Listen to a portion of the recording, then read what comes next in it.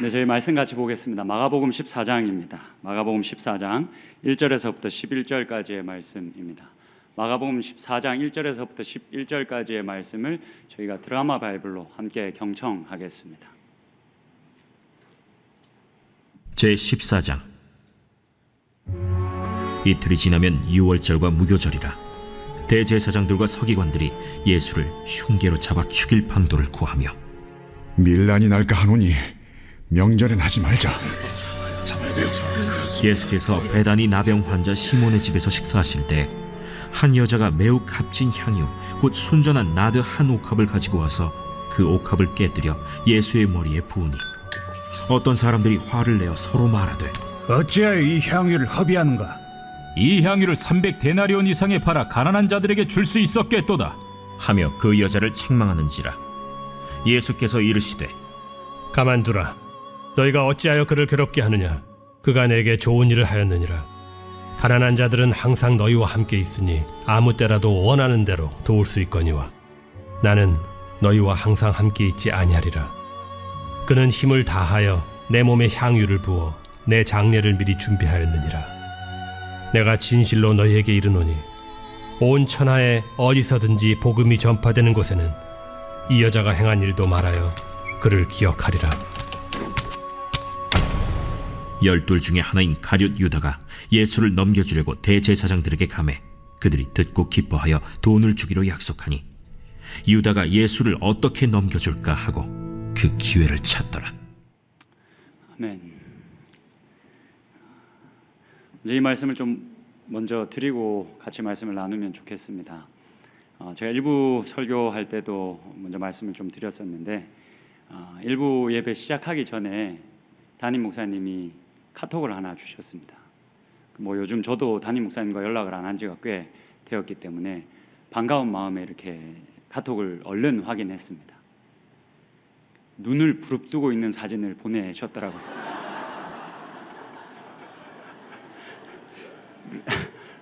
한마디 하셨습니다. 말씀을 사모하는 성도들이 많다. 단디해라.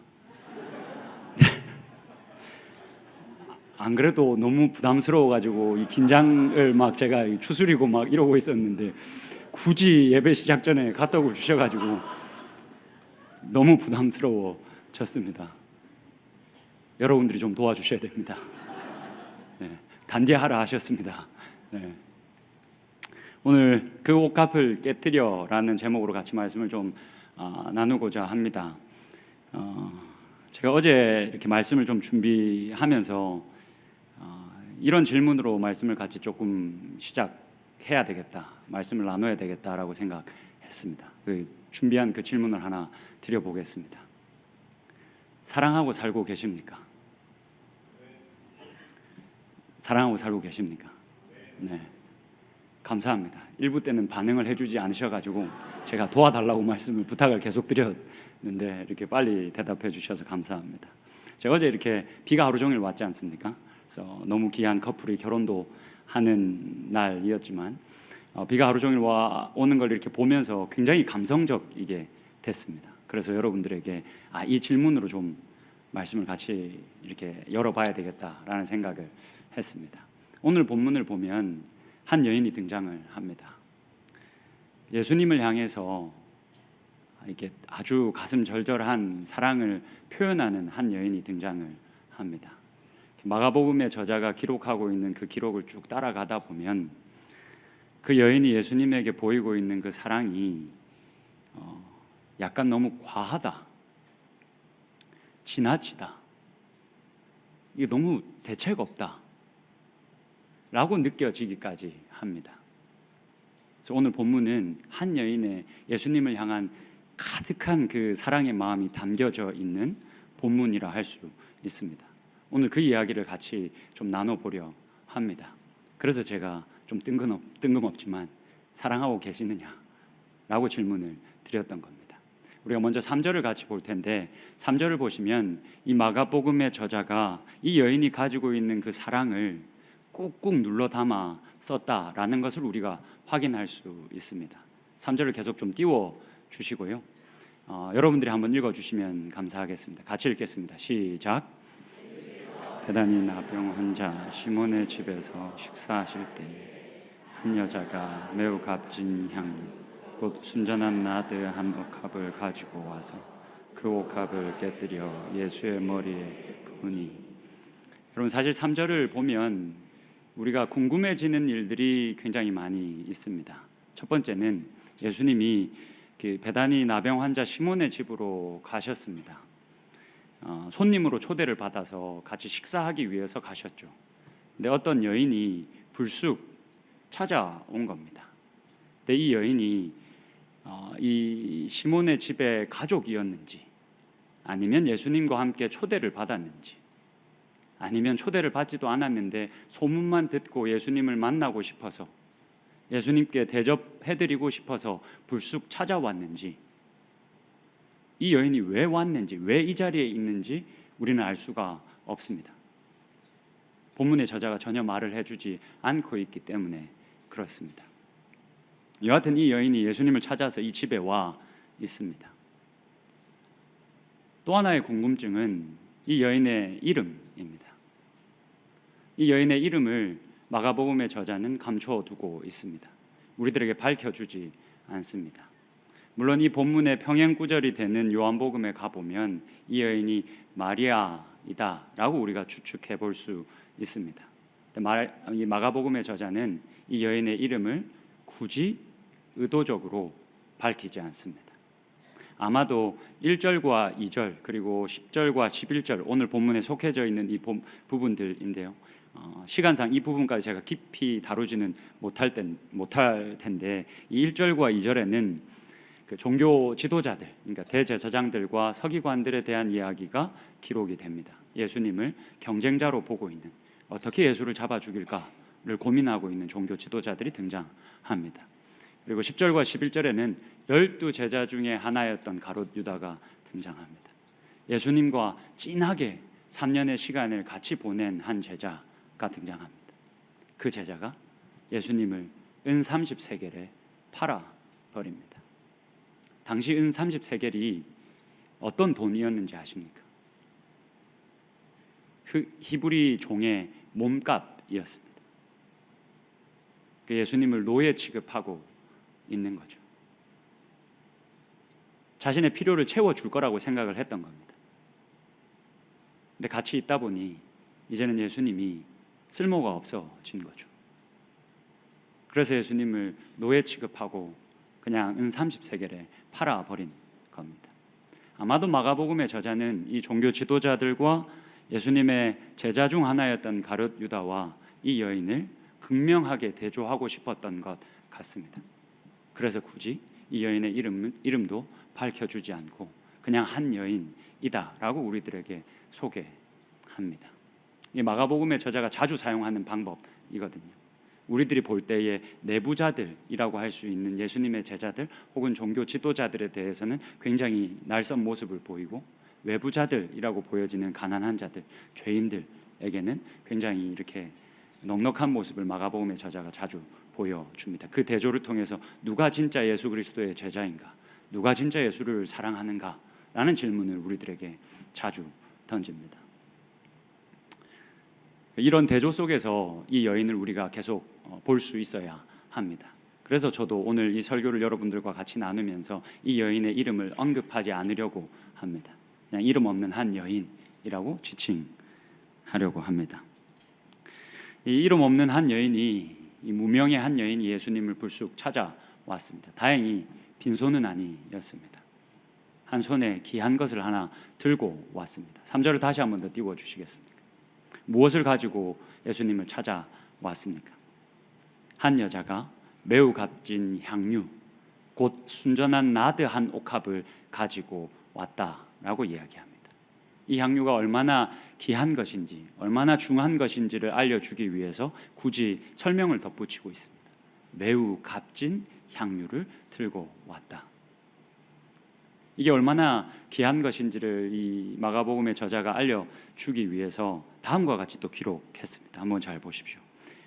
사실 이 3절의 말씀이 평이하고 매끄러우려면 사실은 이렇게 기록하는 게 맞습니다. 한 여자가 매우 값진 향유 곧 순전한 나드 한 옥합을 가지고 와서 그것을 깨뜨렸다. 여러분, 어떤 차이인지 아시겠습니까? 아주 미묘한 차이인데 어떤 차이인지 아시겠습니까? 그 여인이 이 나드 한 옥합을 가지고 왔다라고 명사를 한번 사용했지 않습니까? 평이하게 글을 쓰려면 어떻게 하겠습니까? 대명사를 사용하면 되겠죠. 그 나드 한 옥합을 가지고 왔고 그것을 깨뜨렸다 라고 하는 게 이제 평이한 글입니다. 근데 이 마가복음의 저자가 이 여인이 가지고 온 것이 얼마나 귀한 것인지를 굳이 독자들에게 알려주기 위해서 나드 한 옥합을 가지고 와서 그 옥합을 깨뜨렸다 라고 이야기합니다. 사실 이 고대 근동의 시대에서 이 향유는 여인들에게 굉장히 중요하고 귀한 것이었습니다. 사실 평생을 바쳐서 이 향유를 준비했다라고 말해도 과언이 아닙니다. 보통 여인들이 향유를 준비했습니다. 일평생 일하고 돈을 모아서 이 향유를 준비했습니다. 그래서 결혼식 날에 자신의 신랑에게 그 향유 몇 방울을 이렇게 부어 줍니다. 그리고는 남편의 장례식 때 남아있는 자신이 일평생 준비한 그 나드 한 옥합을 남편의 시체에 다 쏟아 붓습니다. 남김없이 다 쏟아 붓습니다. 그런 이 나드 한 옥합은 이 여인에게 있어서 일평생을 바쳐서 준비한 아주 귀하고 값진 것이었습니다. 그래서 그것을 이 글을 읽는 독자들이 알아야 하기 때문에 지금 마가복음의 저자가 이렇게 글을 쓰고 있는 겁니다. 그 나드 한 옥합을 가지고 왔습니다. 근데 그 옥합을 예수님께 부어 드렸습니다. 어떻게 부어 드렸다라고 저자가 기록하고 있습니까?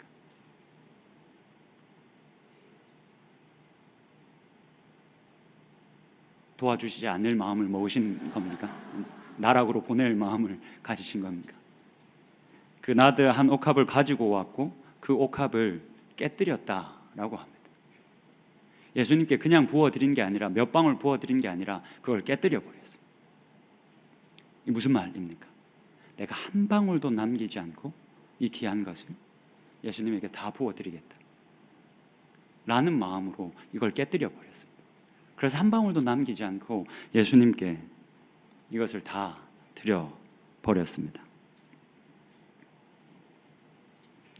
이어지는 4절과 5절의 말씀을 보면 이 여인이 이렇게 하고 있는 이 행위가 얼마나 지나치고 과한 사랑의 표현이었는지를 우리가 더 잘 볼 수가 있습니다. 4절을 제가 읽겠습니다. 5절은 여러분들이 좀 읽어주시면 감사하겠습니다. 4절입니다. 어떤 사람들이 화를 내어 서로 말하되 어찌하여 이 향유를 허비하는가?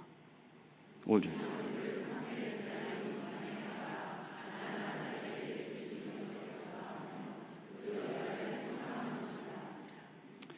여러분, 그 현장을 목격한 어떤 사람들이 있었습니다.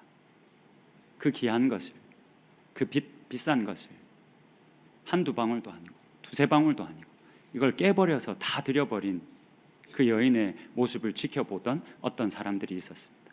그 사람들이 어떻게 반응했습니까? 버럭 화를 내버렸습니다. 왜 화를 냈겠습니까? 지나치다는 겁니다. 과하다는 겁니다. 예수님이 손님으로 오셨으니, 그리고 이분이 너무 귀한 분이니까 우리가 환대하는 것, 잘 대접하는 것, 그러니 향유 한두 방울, 두세 방울 정도, 아니 한 반줌 정도는 드리는 것, 그건 괜찮다 이겁니다. 근데 그걸 깨버리면 어쩌자는 거예요? 아니 그걸 다 깨서 한 방울도 남김없이 이분에게 이걸 다 쏟아부으면 어쩌자는 거냐고 화를 내고 있는 겁니다. 적당히 해야지. 뭐든지 적당히 해야지. 규모가 있어야지. 대책과 계획은 있어야지. 왜 이렇게 막 하냐고. 왜 이렇게 대책 없이 하냐고 화를 내고 있는 겁니다. 여러분, 우리가 다들 조금 과한 걸 멀리 하려고 하지 않습니까? 제가 사투리를 쓰기 때문에 잘 모르셨겠지만 사투리를 쓰기 때문에 제가 항상 이 목소리가 기본적으로 큽니다. 그래서 과하지 않으려고 굉장히 노력하고 과하고 지나친 것을 제가 그런 사람이라는 걸 알고 있기 때문에 굉장히 싫어합니다. 싫어하는데도 제가 계속 하긴 합니다. 그래서 자제하려고 노력은 하고 있습니다. 여러분, 과한 건 좋지 않지 않습니까? 지나친 건 우리가 자제해야 하지 않습니까? 제가 이 말씀을 준비하면서 저희 청년 중에 한 친구가 생각이 났습니다.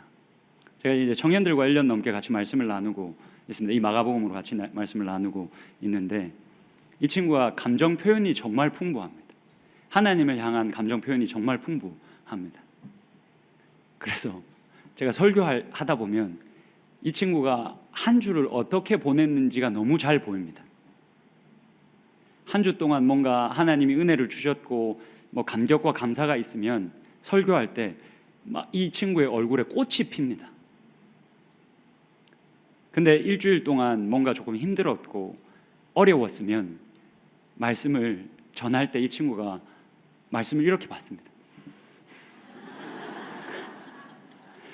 정말 많은 표정을 이 친구가 가지고 있습니다. 그래서 말씀을 전할 때마다 너무 제가 생각이 많아져서 힘이 들곤 합니다. 이건 비밀로 좀 해주십시오.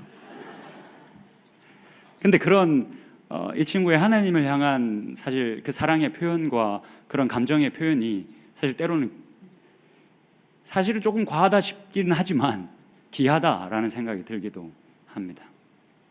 지금 옆에서 어떤 사람들이 화를 내고 있는데 이 사람들이 화를 내는 이유가 바로 이건 겁니다. 너무 과하다는 겁니다. 좋긴 좋은데 잘한 것 같은데 과하다는 겁니다. 5절의 말씀 한번 보시겠습니다.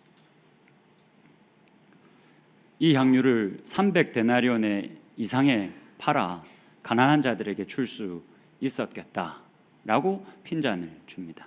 여러분, 이 여인이 향유 옥합을 하나님께 드렸는데 예수님께 드렸는데 이게 얼마인지가 누구의 입술을 통해서 지금 전달이 됩니까?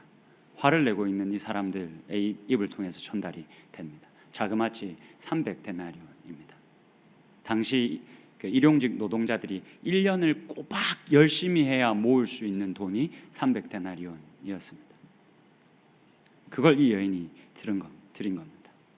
사실 제가 처음 이 말씀을 묵상할 때에 4절과 5절의 말씀을 보면서 화를 내고 있는 그 상황을 이해하지 못하고 있는 이들을 향한 책망이다라고 생각을 했습니다. 근데 이 말씀을 계속 묵상하고 또 묵상하다 보니 이게 책망으로 들리지 않고 마가복음의 저자가 이 여인이 예수님께 드리고 있는 이 마음이 얼마나 귀한 것인지, 얼마나 특별했는지를 이 사람들의 입속을 통해서 우리들에게 알려주고 있는 거구나 라는 것을 깨달았습니다. 전혀 동의가 안 되는 것처럼 이렇게 앉아 계시긴 한데 여러분, 제가 얼마나 긴장하면서 말씀을 준비했겠습니까? 그러니 믿으셔도 됩니다. 저는 그렇게 4절과 5절이 와닿았습니다. 정말 이 여인이 예수님을 향해서 보인 그 사랑이 특별했구나. 이 말씀을 제가 묵상을 이렇게 하고 또 하면서 갑자기 좀 씁쓸해졌습니다. 왜 씁쓸해졌냐면 제 모습을 보게 됐기 때문에 그렇습니다. 나는 이 정도로 예수님을 사랑한 적이 없는 것 같은데, 나는 이렇게 과하다 싶을 정도로, 지나치다 싶을 정도로 예수님을 사랑한 적이 한 번도 없는 것 같은데, 난 늘 계획했는데, 난 늘 계산했는데, 난 왜 한 번도 이 여인처럼 다른 사람들이 볼 때 그만하라고, 이 정도면 됐다고, 이거 지나친 거라고, 그렇게 할 만큼 난 예수님을, 하나님을 사랑한 적이 없는데 라는 것을 깨달으며 조금 마음이 씁쓸해졌습니다. 여러분 어떠십니까? 하나님 사랑하고 살고 계십니까? 하나님을 내 마음과 뜻과 정성과 힘을 다해서 그렇게 하나님을 사랑하고 계십니까? 정말 우리 문자 그대로 그렇게 하나님을 사랑하고 있습니까? 우리가 하나님을 향해 가지고 있는 이 사랑을 언제 제일 요긴하게 표현할 수 있을까요? 언제 하나님께서 우리로부터 영광을 받으시고 우리의 사랑의 고백을 언제 하나님께서 제일 귀 기울여 들으십니까? 예배 때이지 않겠습니까? 여러분 어떻게 예배하고 계십니까? 어떻게 하나님께 예배하고 있으십니까? 그 질문에 답하시기 전에 여러분 예배란 무엇입니까? 예배가 도대체 무엇입니까? 제자 훈련을 이제 저희 교회에서 많이들 받으셨기 때문에 이 글에 이제 익숙하실 거라 생각합니다. 제가 최근에 이 예배란 무엇인가에 대한 정의를 가슴속 깊이 새기고 살고 있습니다. 그 글을 같이 한번 읽어보면 좋겠습니다. 저희 같이 한 번만 읽어볼까요? 같이 읽겠습니다. 시작. 예배란 하나님이 어떤 분인지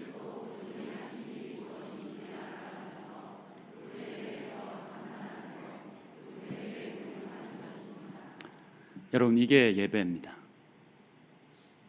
예배를 어떻게 드리고 계십니까? 내 삶이 너무 분주하고 너무 바빠서 그 바쁘고 분주한 삶 때문에 내 마음이 돌같이 굳어져 버려서 예배하러 나와도 너무 바쁘게 사는 것 때문에 그 마음이 너무 굳어져 버려서 아무 기대 없이 시간은 가겠지 라고 생각하며 무거운 마음을 안고 예배하고 계시지는 않습니까? 혹은 내 삶이 너무 고단하고 너무 힘들어서 내가 어떻게 하면 이 예배 시간을 통해서 위로를 받을 수 있을지, 내가 어떻게 하면 조금이라도 힘을 얻을 수 있을지 만 고민하며 예배하고 있으시지는 않습니까? 물론 그런 우리의 부족한 예배도 하나님께서 기쁘게 받으실 겁니다. 메말라 있는 우리의 마음에 단비를 허락해 주실 겁니다. 지치고 상해 있는 우리들의 마음에 찾아오셔서 위로하실 겁니다. 그와 동시에 하나님께서 더 높은 차원의 예배를 받기를 기대하실 겁니다. 우리가 이 말씀을 함께 나누면서 도대체 하나님은 어떠한 분이신지, 그 하나님께서 우리를 위해서 어떤 놀라운 일을 행하셨는지, 우리가 그것을 나누면서 그것에 경탄하고 그래서 그분께 몰입하게 되는 것, 하나님께 몰입하게 되는 것, 그래서 우리가 가지고 나온 그 사랑의 마음을 원 없이 지나치다 싶을 정도로, 과하다 싶을 정도로 하나님께 올려드리게 되는 것, 그게 우리를 향한 하나님의 뜻이고 하나님의 기대인 줄로 믿습니다. 그렇게 예배할 수 있는 저와 여러분이 될 수 있기를 주님의 이름으로 축복합니다. 죄송하지만 설교가 끝난 건 아닙니다. 제가 1부 때 이렇게 강하게 축복합니다 했더니 설교가 빠르게 끝나신 줄 알고 힘차게 아멘 하셔서 제가 조금 당황했습니다. 끝난 건 아닙니다. 여러분, 우리가 이렇게 예배할 수 있다면 우리의 예배를 받으시는 하나님께서 분명히 기쁨을 이기지 못해 하실 겁니다. 정말 기쁘게 그 예배를 받으실 겁니다. 계속되어지는 이 여인의 행동에 대한 예수님의 반응을 보면 이를 우리가 확실히 알 수 있습니다. 6절의 말씀 좀 같이 보겠습니다. 6절입니다. 예수께서 이르시되 가만두라, 너희가 어찌하여 그를 괴롭게 하느냐, 그가 내게 좋은 일을 하였느니라. 어떤 사람들이 버럭 화를 내고 내버려서 예수님이 그들을 진정시킵니다. 가만히 좀 냅둬라. 왜 그를 괴롭게 하느냐? 이 여인이 너무 귀한 일을, 너무 좋은 일을 했다라고 평가하셨습니다.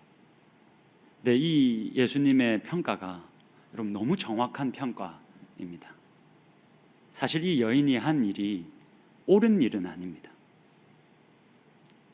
이 여인이 예수님께 하나도 한 방울도 남기지 않고 그 향유를 다 부어드리는 건 사실은 옳은 일은 아닙니다. 신명기의 말씀을 한번 보시겠습니다. 신명기 16장의 말씀입니다. 제가 읽어드리겠습니다. 절기를 지킬 때에는 너와 내 자녀와 노비와 내 성중에 거주하는 레위인과 객과 고아와 가부가 함께 즐거워하라. 여기서 말하는 절기는 유월절, 칠칠절, 초막절, 유대인의 3대 절기를 의미합니다. 유대인들은 이 말씀에 근거해서 특별히 이 절기가 가까이 오면, 그리고 이 절기가 시작이 되면 원래도 가난한 사람들에 대한 구제에 힘썼지만 특별히 이 절기에는 더욱더 가난한 자들에 대한 구제에 힘을 썼습니다. 그러니 사실 그 모습을 보고 버럭 화를 내고 있는 사람들의 주장이 옳습니다. 1절에 보면 지금 이 시기가 유월절이 가까이 온 시기입니다. 그렇다면 이 말씀에 근거해서 가난한 자들을 위한 구제에 발벗고 나서서 힘써야 하는 시기입니다. 이게 값비싸고 너무 귀한 것이니 사실 몇 방울만 예수님께 부어드리고 그렇게 환영과 사랑의 마음을 전달하고 나머지는 팔아다가 사실은 가난한 자들을 구제하는 게 옳은 일입니다. 근데 이 여인이 옳은 일을 하지 않았습니다. 좋은 일을 했습니다. 누구에게 좋은 일입니까? 여러분, 이게 누구에게 좋은 일입니까? 예수님에게 좋은 일입니다. 왜 예수님에게 좋은 일입니까? 예수님이 그 여인이 보이고 있는 그 사랑에 위로를 받으셨기 때문입니다. 여러분, 지금 마가복음 14장입니다. 마가복음 14장에서부터 본격적으로 예수님의 순환 이야기가 시작됩니다. 예수님이 그 외롭고 고독한 길을 본격적으로 걷기 시작합니다. 자신을 따르던 자들이 다 욕하고 돌아서고, 자신이 열심히 가르쳤던 그 제자들이 자신을 배반하고 돌아서는 그런 시간을 본격적으로 걷게 된 시간입니다. 예수님이 아마 이미 알고 계셨을 겁니다.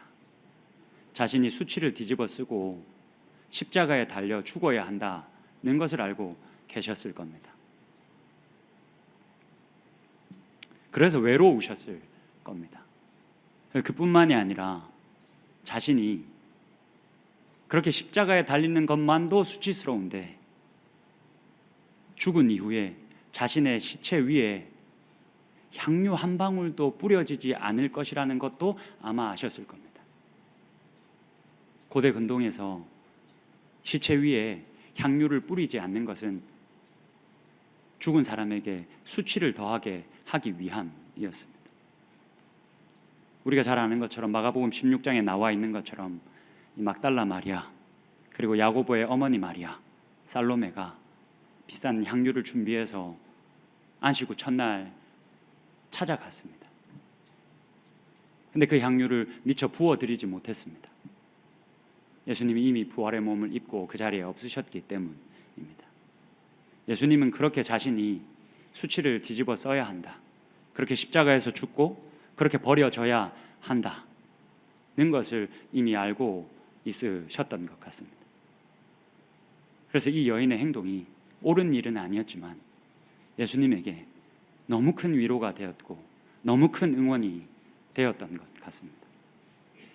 제가 오늘 본문을 묵상하면서 이런 마가복음의 저자가 드러내고 있는 이 여인의 사랑과 그 사랑에 흡족해 하시는 예수님의 모습을 발견하고 8절의 말씀이 너무너무 감동적이었습니다. 8절의 말씀을 같이 한번 읽어보면 좋겠습니다. 같이 읽겠습니다. 시작.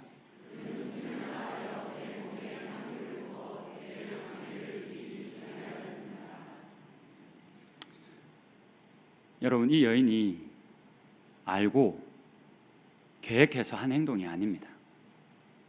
예수님이 수치를 당하실 것이니까 나라도 예수님의 몸에 미리 향유를 부어드리자 라고 한 행동이 아닙니다. 그렇게 해석할 수 있는 어떠한 근거도 본문에 없습니다. 그저 예수님이 이렇게 평가를 하고 있는 겁니다. 이 여인이 한 건 그냥 자신에게 너무나도 귀한 예수님께 자신이 가진 그 사랑을 과하다 싶을 정도로 표현한 것밖에 없습니다.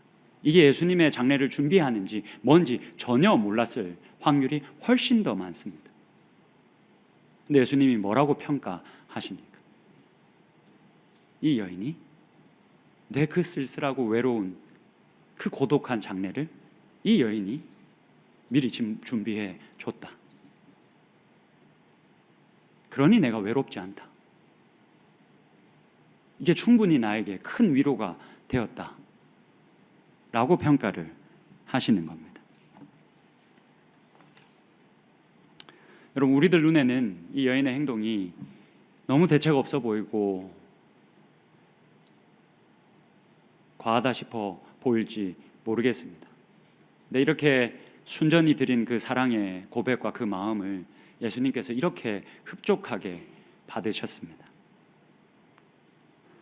그럼 다시 한 번 더 질문을 드립니다. 여러분, 그만큼 하나님을 사랑하고 살고 계십니까? 여러분, 우리가 왜 이렇게 하나님을 사랑하는 것, 이건 좀 과해도 좋을 텐데, 이건 좀 지나쳐도 좋을 텐데, 왜 우리는 늘 계산하고 할 수 있는 것만큼만 하고 때로는 그것을 바빠서 잊어버리기도 하는 걸까요? 제가 지금 청년들과 함께 하나님 나라를 꿈꾸고 같이 이렇게 살아가고 있습니다. 청년들과 함께 할 수 있어서 너무너무 감사합니다. 근데 이따금씩 사역을 하다가 자괴감이 들 때가 있습니다. 제가 청년들에게 늘 강조합니다. 하나님께서 우리를 부르셨을 때 우리를 교회의 빛과 소금으로 부르지 않으셨다. 세상의 빛과 소금으로 부르셨다. 그러니 하나님께서 맡겨주신 우리의 가정, 우리의 직장, 우리의 학교에서 성실해야 한다. 좋은 사람들이 이렇게 모여 있으니까 교회에서 그렇게 시간을 보내는 것, 좋은 일들을 하는 것 너무 기쁘겠지만, 너무 즐겁겠지만 여기에 빠지면 안 된다. 우리의 사역지는 세상이다. 하나님께서 우리를 보내셔서 그 어둠을 물리치시고 이 깨어진 세상을 회복하기를 원하신다. 근데 우리가 여기에 모여 있기만 하면 되겠느냐? 우리가 여기서 너무 행복하다고 여기 모여 있기만 하면 되겠느냐? 행복하겠지만 흩어져야 한다. 하나님께서 보내신 그 자리에서 우리의 사명을 다할 수 있어야 한다. 그러니 공부도 열심히 해야 하고, 그러니 일도 열심히 해야 한다 라고 제가 힘줘서 이야기하고 있습니다. 근데 그러다가 시험 기간이 옵니다. 많이는 아닙니다. 몇몇의 청년들이 예배에 나오질 않습니다. 진지하게 얘기하고 있는 겁니다. 여러분, 웃으시면 안 됩니다. 예배에 나오질 않습니다. 예배를 온라인으로 대체해 버립니다. 그럴 때면 자괴감이 너무너무 듭니다. 내가 이게 잘하고 있는 건가? 내가 도움이 되고 있는 건가? 아니, 정말 길어도 2시간인데, 일주일에 한 번 정말 길어도 이 2시간인데, 이 2시간을 하나님께 드린다고 정말 A 학점 받을 게 미끄러져서 B 학점 받을 건가? 정말 그 2시간이 하나님께 드리는데, 하나님께 온전히 드리는데 이걸 이렇게 아까워해야 하는 건가? 도대체 뭐가 불안해서?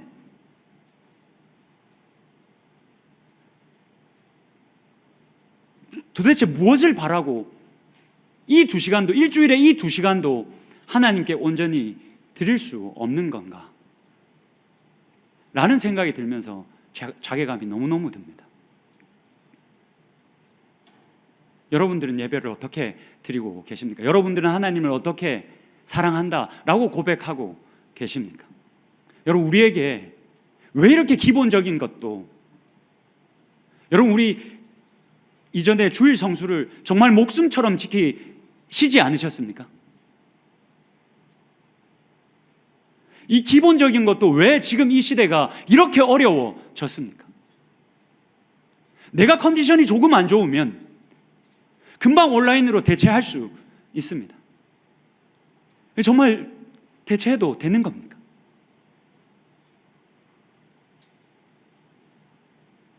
그냥 일주일에 한 번 지나치는 행사처럼 이 예배를 습관처럼 드려도 되는 겁니까?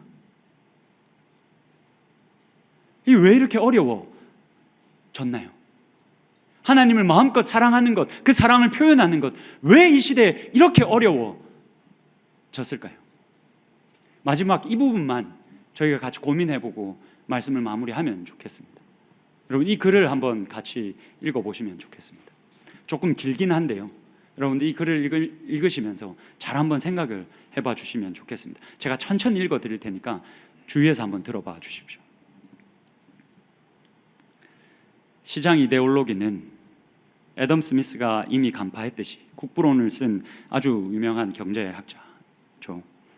여러 필요와 욕구 생성에 의존하는데, 이러한 필요와 욕구는 우리를 끝없이 쉬지 못하게 하고 충족을 느끼지 못하게 하며 만족을 모르게 하여 욕구를 채워줄 만한 것을 끝없이 추구하게 만든다. 이 욕구는 끝없는 약탈과 관련이 있으며 때문에 우리는 하루 24시간 일주일 내내 많은 일을 하는 사회를 이루어 무언가를 얻고 행하고 소유하려고 한다. 그러나 시장 이데올로기가 제시하는 수요들은 생산만큼이나 소비와 관련이 있다. 다음 장 넘어주시죠. 이처럼 상품 소비 시스템은 우리가 더 많이 원하고 더 많이 소유하고 더 많이 사용하고 더 많이 먹고 마시기를 요구한다. 이런 약탈과 착취를 반복하는 극심한 경쟁은 쉼없이 이어지며 그 때문에 결국은 종종 제어가 불가능한 지경에까지 이르고 마는 불안을 낳을 수밖에 없다. 더군다나 사람이 무언가를 맹렬히 추구하다 보면 당연히 이웃 소유인 것마저 차지하고 싶어 이웃을 해치는 폭력까지 마다하지 않게 된다. 그렇게 우리의 이웃은 사랑해야 할, 함께 공존해야 할 이웃이 아니라 경쟁자로 전락하게 되고 그들을 우리가 노예같이 취급해버리고 만다 라고 이야기하는 겁니다. 여러분, 이스라엘 백성들이 하나님께서 시내산에서 그들을 부르셔서 하나님의 백성 삼으시기 전에, 하나님 나라 안으로 그들을 초대하기 전에 어떤 세상에서 살고 있었는지 기억하십니까? 바로가 다스리는 세상에 살고 있었습니다. 바로가 다스리는 그 세상은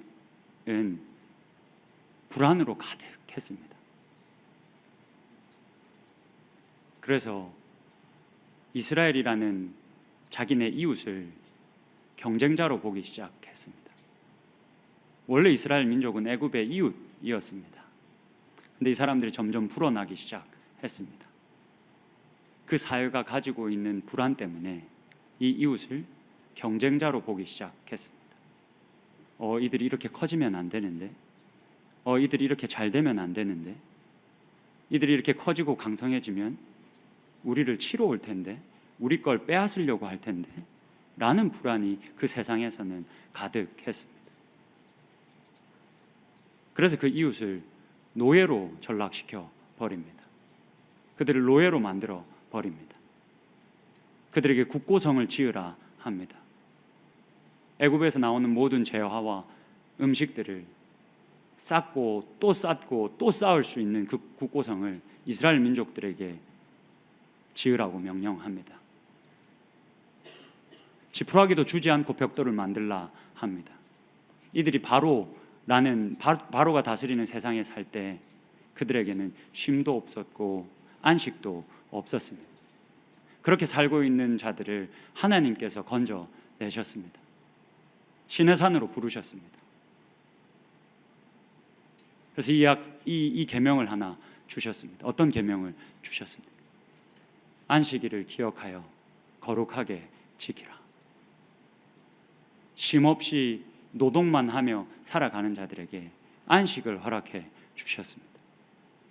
여러분, 10계명에서 이 안식일에 대한 계명이 4번째 계명입니다. 근데 이 안식일의 계명이 여러분 경첩과 같은 역할을 하는 것 아십니까?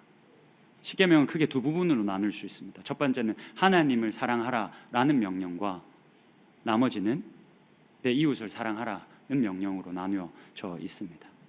이 명령의 경첩과 같은 역할을 안식일법이 합니다. 이 안식일이 무엇입니까? 노동을 하다가도 그것을 제한하고 쉬면서 여호와 하나님이 이 온 우주를 다스리시는 유일한 하나님이시다라는 것을 기억하고 그 하나님을 예배하고 그 하나님을 즐거워하라. 그렇게 안식일을 기억하여 거룩하게 만들고 거룩하게 지키면 그제서야 비로소 인간적인 삶이 우리들에게 주어진다. 그제서야 비로소 내 부모를 공경할 수 있게 되고 살인과 간음과 도둑질을 그칠 수 있게 되고 내 이웃을 경쟁자 혹은 노예가 아닌 내가 사랑해야 할 그 귀한 존재로 보게 되어지는 그 인간적인 삶, 하나님 나라 안에서 살아가는 그 풍성한 삶이 그제서야 비로소 우리들에게 주어진다 라는 이야기를 하고 있는 겁니다. 그럼 본문으로 돌아가서 마지막 9절의 말씀만 보고 오늘 말씀을 마치면 좋겠습니다. 9절입니다. 내가 진실로 너희에게 이르노니 온 천하에 어디서든지 복음이 전파되는 곳에는 이 여자가 행한 일도 말하여 그를 기억하리라 하시니라. 여러분, 무슨 말입니까? 이 9절의 말씀이 무슨 말입니까? 우리들에게 복음 전할 때마다 이 항유 옥합을 깨뜨린 이 여인의 이야기를 꼭 복음 전할 때마다 넣어서 복음을 전해야 해 라는 말씀입니까? 그렇지 않습니다. 복음이 전파되어 하나님이 왕이 되신 그 어느 지역에서건 그 지역 안에 사는 모든 사람들은 이 여인이 그렇게 한 것처럼 여호와 하나님을 사랑하는 것, 여호와 하나님을 온 마음 다해 사랑하는 것, 이것이 먼저 이어야 한다. 그렇게 우리가 사랑의 마음을 하나님께 올려드릴 수 있다면, 그렇게 하나님을 기억할 수 있다면, 그렇게 하나님을 우리가 온 마음 다해 예배할 수 있다면 그 예배를 하나님께서 기쁘게 받으시고 그제서야 비로소 인간다운 삶이, 하나님 나라의 풍성한 삶이 우리들에게 주어진다. 그러니 이 여인의 이야기가 이 복음이 전파되는 모든 곳에서 이야기되어져야 한다라고 말씀하고 계시는 겁니다. 여러분, 하나님께서 우리들에게 예배하는 특권을 주셨습니다. 예배할 수 있는 특권을 우리가 허락받았습니다. 여러분, 우리가 어떻게 예배해야 하겠습니까? 조금 과해도 되지 않겠습니까? 조금 지나쳐도 되지 않겠습니까? 하나님께서 이 귀한 특권을 주셨으니 이제 앞으로 우리가 예배할 때마다 하나님께 사랑한다고 목소리 높여 고백하고 우리가 가진 그 사랑의 마음을 마음껏 하나님께 올려드리며, 심지어 우리를 바라보시며 질투까지 하시는 그 하나님의 마음을 흡족하게 해드리며 하나님께서 허락하신 그 하나님 나라의 풍성한 삶을 계속해서 영위하며 살아갈 수 있는 저와 여러분이 될 수 있기를 주님의 이름으로 축복합니다.